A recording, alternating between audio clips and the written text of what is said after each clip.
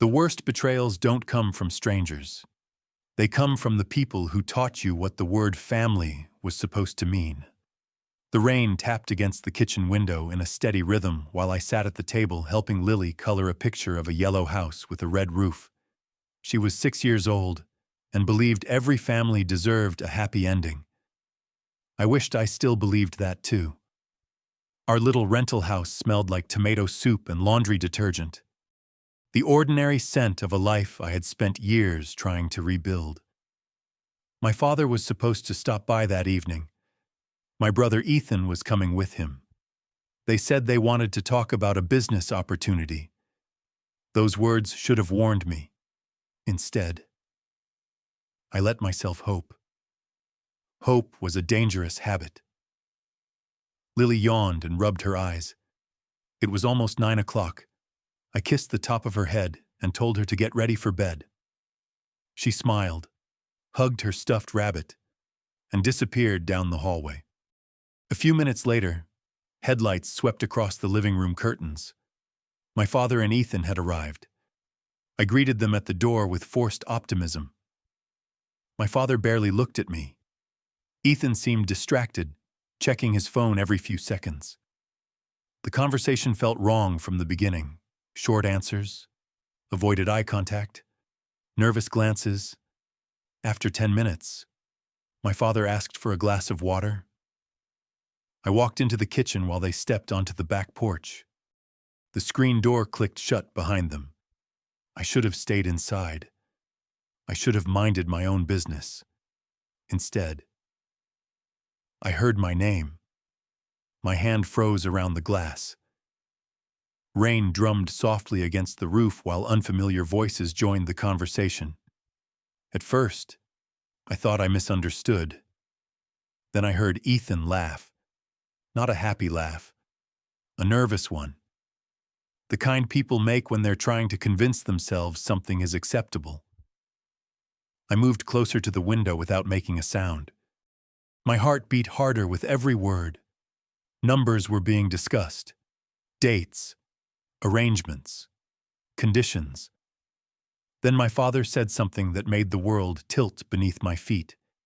He was talking about me, not as his daughter, not as Lily's mother, as if I were an asset, a transaction, something with a price attached to it. My stomach dropped. The rain suddenly sounded louder. Every instinct screamed at me to walk away, but I couldn't. I needed to know how bad it really was. The answer came seconds later. One of the men asked whether there would be complications. My father answered immediately. No complications. Ethan agreed. Silence followed. Then another voice asked the question that shattered whatever remained of my trust. And the child. My knees nearly gave out. The child. Lily. My daughter. For a moment, nobody answered. Then I heard my father speak again. Calm. Certain. Like he was discussing furniture instead of people. A cold wave rushed through my chest. I pressed a trembling hand against the counter to stay upright. Outside, rainwater rolled down the porch light like tears. Then the final sentence reached me through the storm. 500,000, my father said. Take her and the kid. For a second, I forgot how to breathe. The glass slipped from my hand and shattered across the kitchen floor. But nobody outside heard it over the rain. My father did not hesitate. My brother did not object. They just kept talking numbers while my entire world collapsed around me. I stumbled backward until my legs hit the counter. Every memory I had of them rushed through my mind. Birthday parties, Christmas mornings, family dinners. None of it felt real anymore. The men on that porch were strangers wearing the faces of people I used to love. My first thought was Lily. Nothing else mattered. Not the house, not the job, not the life I had spent years building from nothing. Only Lily. I ran down the hallway and pushed open her bedroom door. She was already asleep, curled beneath her pink blanket with her stuffed rabbit tucked under one arm. The sight nearly broke me. I dropped to my knees beside her bed and brushed a hand through her blonde hair. She opened her eyes slowly. "Mom," she whispered. I forced a smile. "We are going on a little trip, sweetheart." She blinked sleepily. Right now, right now. Children can sense fear even when adults try to hide it. Lily sat up immediately. She studied my face for a moment and nodded. No questions, no complaints, just trust. The kind of trust only a child can give. Within 3 minutes, I had stuffed clothes into 2 backpacks, a few changes for Lily, a few for me, important documents, my wallet, the emergency cash I kept hidden inside an old cookie tin above the refrigerator.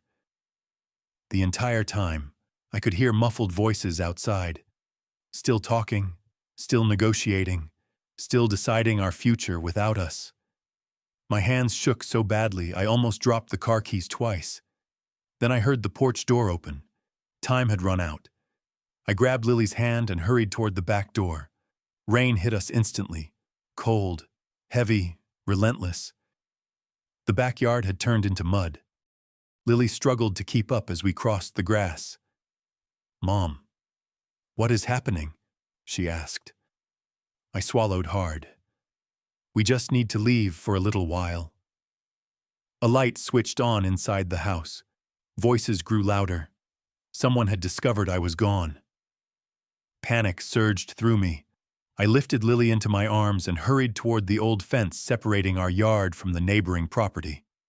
My sneakers slipped twice on the wet ground. The rain soaked my jacket within seconds. Behind us, the back door slammed. I heard Ethan call my name, not with concern, not with love, with urgency, as if he was afraid of losing something valuable, something that belonged to him. I climbed through a loose section of fence I had repaired years earlier. Lily clung to my neck while I stumbled into the darkness beyond. My heart pounded so hard it hurt. We crossed 2 yards, cut through an alley, and reached the street behind the neighborhood. The rain blurred everything. Streetlights glowed like distant stars through the storm. Then headlights appeared at the far end of the road. A large black SUV rolled silently toward us before coming to a stop less than 20 feet away. The engine remained running.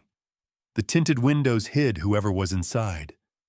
Lily tightened her grip on my hand, and for the first time that night, I realized running from my family had only carried me straight into something else. The SUV sat motionless in the rain, while water streamed down its dark windows like liquid shadows. I pulled Lily closer to my side and took a step backward. Every survival instinct I had was screaming at me to run, but there was nowhere left to run. Behind us were the people who had betrayed us. Ahead of us was a stranger hidden behind tinted glass. For a long second, nothing happened. Then the driver's door opened. A man stepped out. He was tall, broad-shouldered, and dressed in a charcoal overcoat that looked expensive even under the storm. Rain landed on his dark hair and rolled down the sharp lines of his face. He did not seem bothered by the weather. He seemed like someone who expected the world to move around him. The strange thing was not his appearance. It was the silence. He did not rush toward us. He did not ask questions immediately. He simply looked at me. Then he looked at Lily. His eyes lingered there for half a second before returning to me.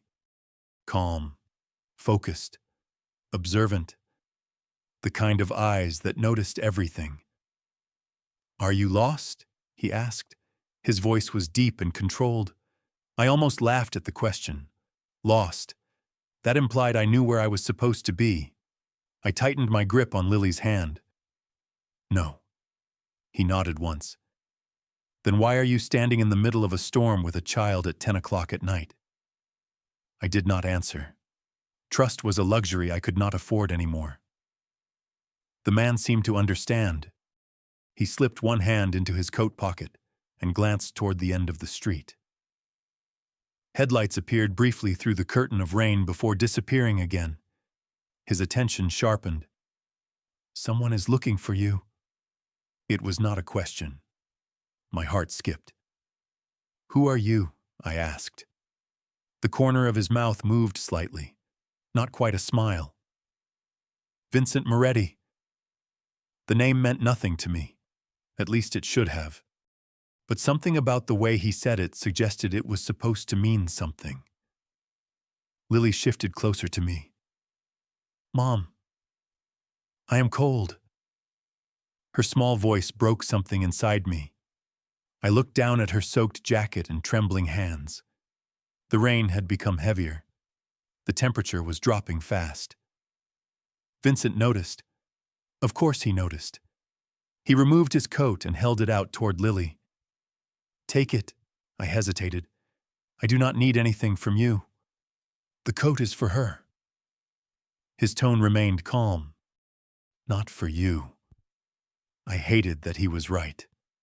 Slowly, I wrapped the oversized coat around Lily's shoulders. She immediately buried her face in the warm fabric. Vincent watched the gesture without speaking. Then distant voices echoed from somewhere behind us. My stomach tightened. "Ethan." I recognized the sound instantly. They were getting closer. Vincent heard it too. His expression changed almost imperceptibly. Not fear. Calculation. "Who are you running from?" he asked quietly. The answer came out before I could stop it. Maybe because I was exhausted.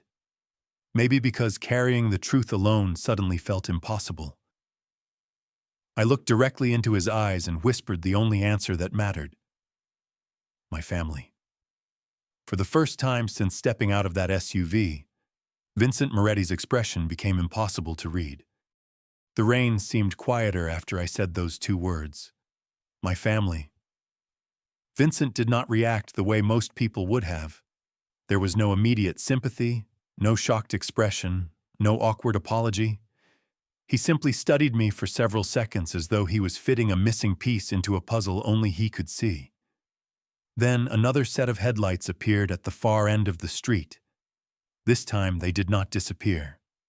They slowed. Searching. Looking. Vincent glanced toward them once before opening the rear passenger door of the SUV. "Get in." I shook my head immediately.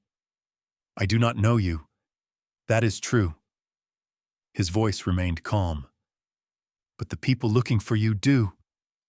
Lily's small hand tightened around mine. I looked down and saw exhaustion written across her face. She was shivering despite the coat. Her cheeks were pale, her eyelids heavy. Whatever happened next, I could not keep her standing in the rain. Not tonight. Not after everything. I helped her into the vehicle first. Warm air rushed out from inside. The scent of leather and cedar filled the cabin. Lily curled up against the seat almost immediately. I hesitated for one final moment before climbing in beside her. The door closed with a quiet thud that somehow made the storm feel farther away. Vincent slid behind the wheel and drove without another word. 20 minutes later, we arrived at a building overlooking the river. Glass. Steel. Security gates. The kind of place ordinary people only saw in magazines. I expected questions. Instead, a woman in her 50s greeted us inside and immediately focused on Lily. Blankets appeared. Hot chocolate appeared. A guest room was prepared as if someone had been expecting us. Nothing made sense. By midnight, Lily was asleep beneath a mountain of white blankets. I sat beside her bed, staring at the city lights beyond the floor-to-ceiling windows. I should have felt safe. Instead, I felt numb. A soft knock interrupted my thoughts. Vincent stepped into the room. He carried a folder in one hand. "Your daughter is asleep." I nodded. He remained silent for a moment before placing the folder on a nearby table. "Grace Walker, 29, Certified nursing assistant. Single mother. No criminal record. No major debts. No history of substance abuse. No history of financial fraud. I stared at him. You investigated me. I investigate everyone. His answer came without apology. And especially people who appear outside my vehicle in the middle of a storm. I should have been angry. Instead, I felt tired. Then you know I am not lying. His eyes held mine. About what? My throat tightened. About them. Vincent glanced toward the folder. His expression hardened slightly. Actually, I learned something interesting. A chill crept through my chest. What? He looked toward the sleeping child before lowering his voice. When the people searching for you are not trying to bring you home. The room suddenly felt colder. Then what are they doing? Vincent's jaw tightened almost imperceptibly. That, he said quietly, is exactly what I intend to find out. The next morning felt unreal. Sunlight poured through the enormous windows, turning the river outside into a sheet of silver. For the first time in months, I woke up without immediately reaching for my phone to check overdue bills, work schedules, or messages demanding something from me. Then reality returned. I was not home. My father had betrayed me. My brother had helped him. And somehow, my daughter and I were hiding inside the home of a man I barely knew. I found Lily in the kitchen, sitting at an island large enough to fit my entire apartment. Her feet swung above the floor while she carefully arranged blueberries into tiny circles on her plate. Across from her sat Vincent Moretti. The sight stopped me cold. The man who carried himself like he owned entire cities was patiently listening to a 6-year-old explain why rabbits were smarter than people. Because rabbits know when something is dangerous, Lily said seriously. Vincent nodded. That seems like useful information. Do you have a rabbit? She asked. No. You should get one. To my complete shock, Vincent considered the idea. I will think about it. Lily smiled as if she had just negotiated an important business deal.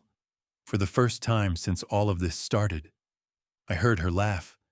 The sound hit me harder than anything else. I had been so focused on surviving that I forgot how much fear she had been carrying too. Vincent noticed me standing in the doorway. His expression remained neutral, but something softened slightly when he looked at Lily. Not weakness, not vulnerability, just recognition. As though he understood exactly how valuable that small laugh was. Later that afternoon, Lily discovered the building's private library. An hour after that, she discovered the indoor garden. By evening, she had somehow convinced 2 security guards to teach her a card game. Everywhere she went, people who looked intimidating somehow became gentler around her, especially Vincent. I watched him from across the room while Lily showed him a drawing she had made with colored pencils. He studied the picture with the same focus he probably used during important meetings. That is me, Lily explained proudly. And that is my mom. Vincent pointed to the third figure. Who is that? Lily smiled. That is you. For the first time, I saw an actual smile appear on his face. Small, brief, gone almost immediately, but real. The room fell quiet afterward. Lily wandered away toward the garden, leaving Vincent and me alone. He looked down at the drawing still resting on the table. She trusts people too easily. I folded my arms. She trusts good people. His eyes lifted to mine.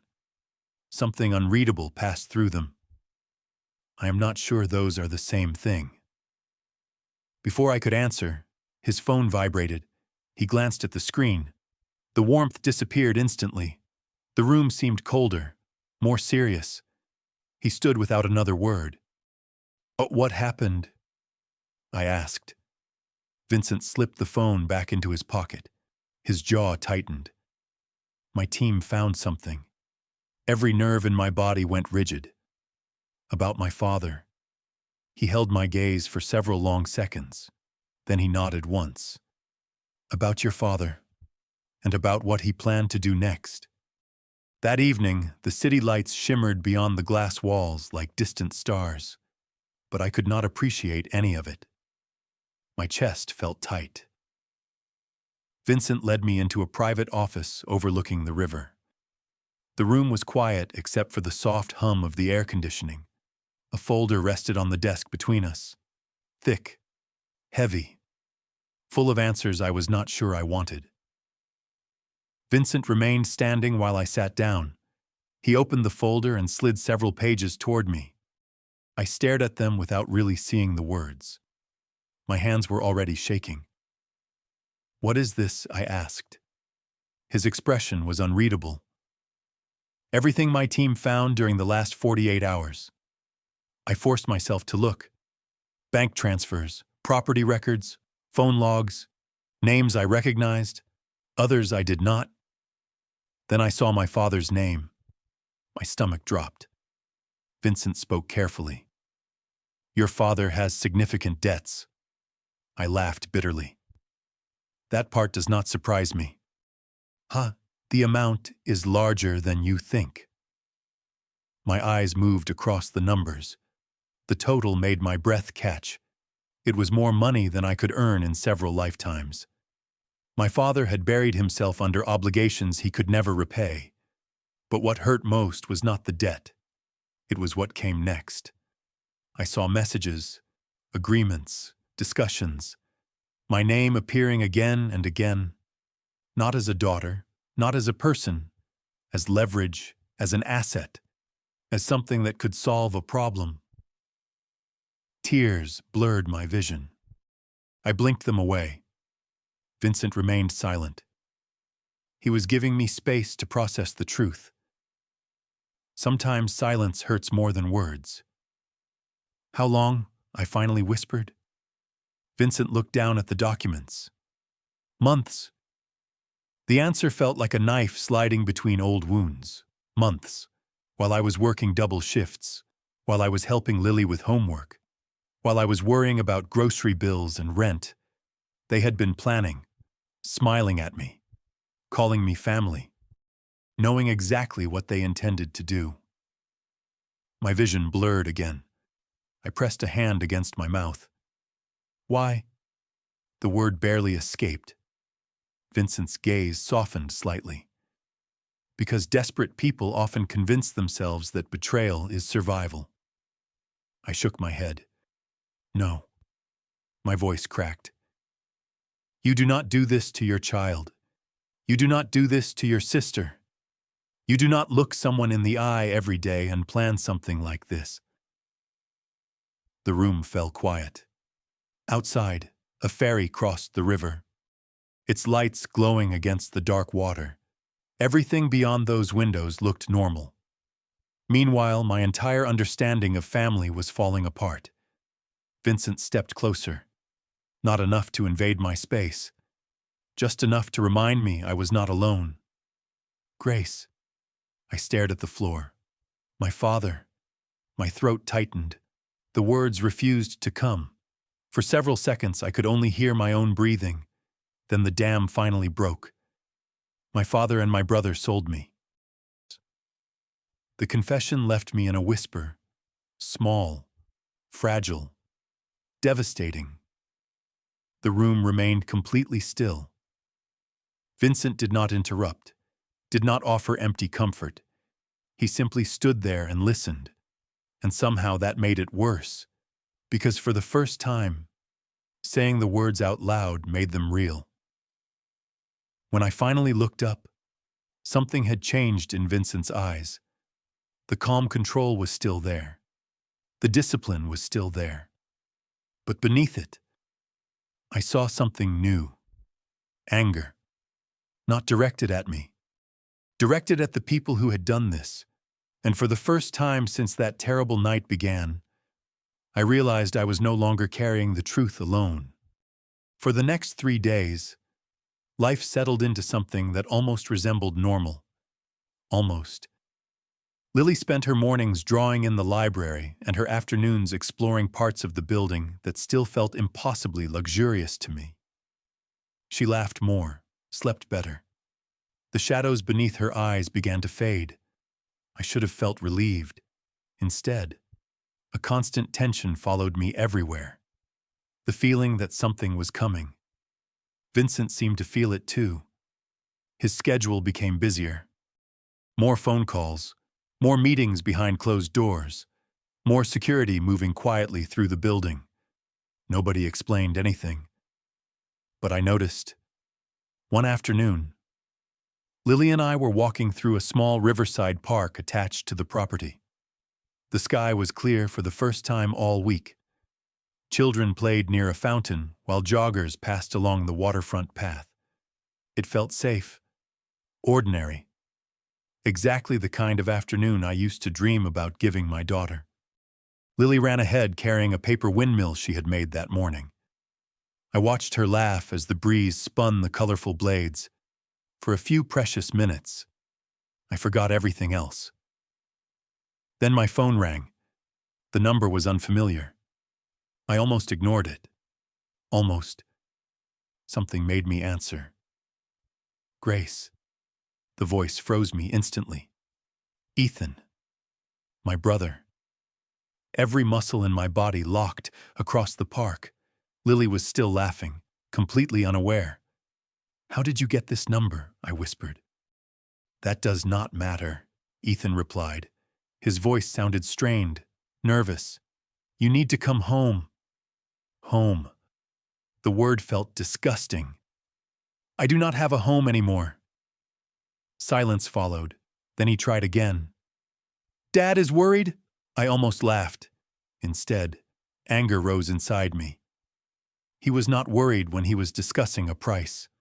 Another silence. Longer this time. Grace, you do not understand everything. Then explain it. He did not, because he could not. Deep down, he knew there was no explanation. Suddenly, Lily's laughter stopped. I looked up immediately. My heart nearly stopped with it. She was gone. The path where she had been standing was empty. The windmill lay on the grass. My entire body turned cold. Lily. I called. No answer. Panic exploded through my chest. I dropped the phone and ran, past the fountain, past the benches, past a group of startled tourists. Lily, my voice cracked. Every terrible possibility rushed into my mind at once. Then I heard it. A familiar voice. Calm. Steady. I turned sharply and saw Vincent standing near the far entrance to the park. Lily stood beside him holding his hand. Relief hit so hard my knees nearly gave out. I reached them seconds later and pulled her into my arms. Mom, I'm sorry, she said softly. I saw Mr. Moretti and wanted to show him my windmill. I held her tighter. Vincent studied my face. His expression darkened immediately. What happened? My breathing was still uneven. I looked down at the phone clenched in my hand. The call had disconnected. Vincent followed my gaze. He did not need long to understand. Ethan called. I whispered. The warmth vanished from his eyes. He looked toward the city skyline beyond the river, then back at me. Grace. His voice became very quiet. They know where you are now. Everything changed after that. Not on the surface. Lily still drew pictures. The river still sparkled outside the windows. The city still moved as if nothing had happened. But beneath it all, something had shifted. Vincent became quieter, more focused, more dangerous in a way that had nothing to do with anger and everything to do with certainty. 3 days later, I learned why. I walked into his office carrying a cup of coffee and found him standing beside the window overlooking Manhattan. Several folders lay open across his desk. He turned when he heard me enter. "Sit down, Grace." His voice was calm, too calm. I immediately knew something had happened. I lowered myself into the chair across from him. "What is it?" Vincent looked at the skyline for a moment before returning his attention to me. "Your father's debt is gone." I blinked. "Gone." He nodded. "Paid." That made no sense. My father could never have found that kind of money. Vincent slid a document across the desk. I stared at it, then another, and another. My confusion slowly turned into disbelief. Business partnerships terminated, properties seized by creditors, accounts frozen due to investigations, contracts canceled. Every financial lifeline Robert Walker had relied on had disappeared. Not overnight. Methodically, legally, completely. "What happened?" I asked quietly. Vincent sat down across from me. People who do business through dishonesty usually build their lives on unstable foundations. I looked at the papers again. Every page told the same story. The empire my father believed would save him was collapsing under its own weight. Ethan was listed in several documents, too. Investments lost, opportunities withdrawn, associates distancing themselves. Nobody wanted to be connected to them anymore. "You did this." It was not really a question. Vincent did not deny it. I made sure the truth reached the people who needed to see it. The room fell silent. I expected satisfaction, revenge, relief. Instead, I felt something else. Sadness. Because no matter what they had done, Robert Walker was still my father. Ethan was still my brother. The realization hurt in ways I could not explain. Vincent seemed to understand. "You are grieving the people you thought they were." My eyes dropped to the documents. He was right. That was exactly what I was doing. A soft knock interrupted us. One of Vincent's assistants stepped inside carrying a tablet. She handed it to him and quietly left. Vincent glanced at the screen. For the first time all morning, a faint smile appeared. "What?" I asked. He turned the tablet toward me. A photograph filled the display. Lily stood in the library holding up one of her drawings, while two security guards pretended to admire it with complete seriousness. I laughed despite myself. The sound surprised both of us. Vincent watched me carefully. "That is the first time I have heard you laugh." I looked back at the photograph. "It has been a long few weeks." His expression softened. "The worst part is over." I wanted to believe him. For the first time, I almost did. Then my phone vibrated on the desk. A message appeared from an unknown number. 3 simple words. "We need help." Underneath the message was a photograph of my father and Ethan sitting alone inside a nearly empty apartment. And suddenly I realized their world had finally fallen apart. I stared at the message for a long time. 3 words. "We need help." A month earlier, I would have dropped everything and run to them. I would have convinced myself that family deserved another chance, that people could change, that blood meant loyalty. Now I knew better. I set the phone down and walked away. The next morning, sunlight filled the apartment Vincent had arranged for Lily and me. Not a temporary guest suite. A real home. Modest by his standards. Beautiful by mine. Lily sat cross-legged on the living room floor, arranging colored pencils while humming softly to herself. The sound made me smile. She looked up. "Mom." "Yes, sweetheart. Are we staying here?" I looked around the room. The bookshelves, the framed photographs, the flowers on the balcony. For the first time in years, nothing felt temporary.